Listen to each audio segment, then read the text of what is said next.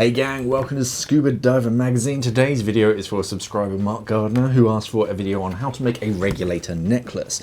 Now, I'm going to spend a little bit of time explaining necklaces to the uninitiated.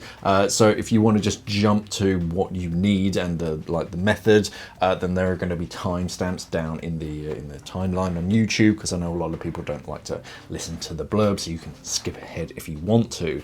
But necklaces are a way to hold your alternate second stage where you need it, just underneath your chin. If you remember back to your foundational training, you should have been taught to keep your alternate or your octo, your octopus, whatever you want to call it, in this kind of triangle from your chin down to the bottom of your rib cage. And of course, the best way to keep a second stage at the top of that triangle, just underneath your chin, is with a regulator necklace. The reason why divers keep it there instead of on their hip is because of, in an out of air situation, you're donating your primary in this diving style, because you know for a fact that the one that's in your mouth is working correctly and safe to breathe at that depth. Then you switch to your alternate, which is of course close by because it's right underneath your chin. Now, there are a few ways of creating a necklace, from pre-made necklaces, necklace kits that you can buy online, and of course you can make your own pretty simply. If you're making your own, you're going to need some cutting shears, some 4 or 5 mil bungee. The thicker it is, the bit more comfortable, it's less likely to dug in. A cigarette lighter is also useful, and a replacement zip tie as well, just depending on your second stage, what comes with it, because some do come with replacement ones or replaceable ones. Just how much bungee you need depends on you and your setup. If you're a warm water diver, then you're going to need a shorter necklace to keep that second stage really up close to your neck. But if you dive with a bulky dry suit and a hood and everything, then you might need a little bit more. But you're only talking about 70 or 80 centimeters. That should do. If you buy it by the meter, then just a meter, and then just cut off any excess. It's often best to go a little bit longer and then cut off any excess, then go too short. Is the whole thing. Measure twice, cut once, and you can always cut a bit more off, but you can't add any on. But how to do it is pretty simple. First, you need to remove the old zip tie holding your mouthpiece in place. Be careful. Make sure that you're not going to damage the mouthpiece or the second stage when you're cutting it.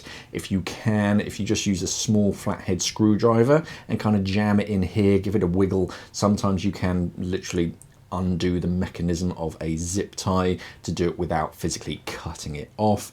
And of course, check that your zip tie isn't hinged like this one. If it is hinged, then you can just unclip it. You don't need to cut it off. Obviously, you can just reuse it.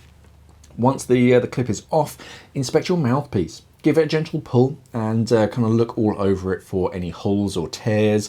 If you do find any holes in your mouthpiece, it's best to replace that mouthpiece, as they can lead to water ingress. Water can get into the second stage and it just gets annoying. Ripped mouthpieces can also be the breeding grounds for bacteria, so you don't want that, and they're pretty cheap. If you do find a cut or a tear, just get a new one. If your mouthpiece is in good condition, pop it back into place the right way up, because there is a top and a bottom for mouthpieces. Then you turn your focus onto the bungee. On one end, tie a basic stopper knot like this. You make a loop, and then with the leading edge, you just 2 turns through that loop and then pull it nice and tight. Now, pop that knot next to one side of the mouthpiece and loosely set up your zip tie to kind of hold it roughly in place, but don't tighten it all the way yet. You've got to get the other half through.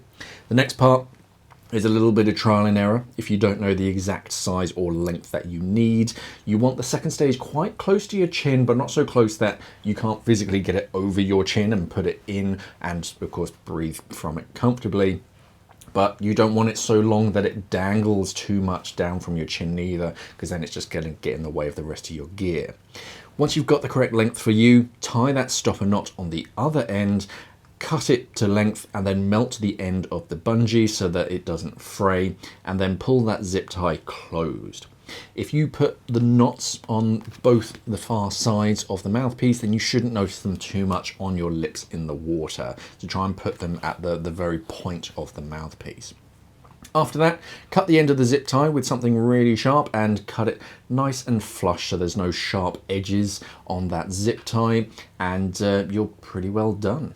This is quite a permanent solution. Bear in mind that it won't be able to quickly remove it without pulling it over your head. So it also means that the second stage can't just fall out and then dangle. The second stage is always where you want it to be when you're wearing that necklace. For a less permanent solution, a 2 half hitch knot on each end of the bungee to itself to create a slippable loop like this is a great option. You can loop that section over the mouthpiece and then just put it over the zip tie as well and pull that nice and tight. This way it's quite secure. You can actually control where those knots are around the mouthpiece, but you can remove the second stage from the necklace with a little bit of fiddling. So it's pretty secure, but it's still kind of quick release should you need it. And that is it really.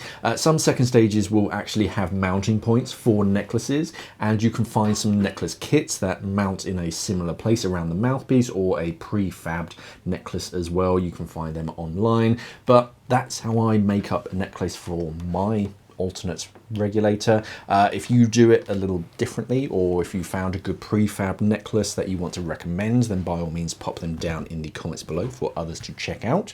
Remember to take a moment to like this video and help the channel grow. If you're new to the Scuba Dive Magazine channel, then remember to make sure that you're subscribed to the channel, and if you really enjoyed the videos, then you can become a channel member to get these videos early, as well as other perks, and it just helps the channel grow so that we can do some better content going forwards for you wonderful divers next season. That's it for today. Thank you for watching, everybody, and of course, safe diving.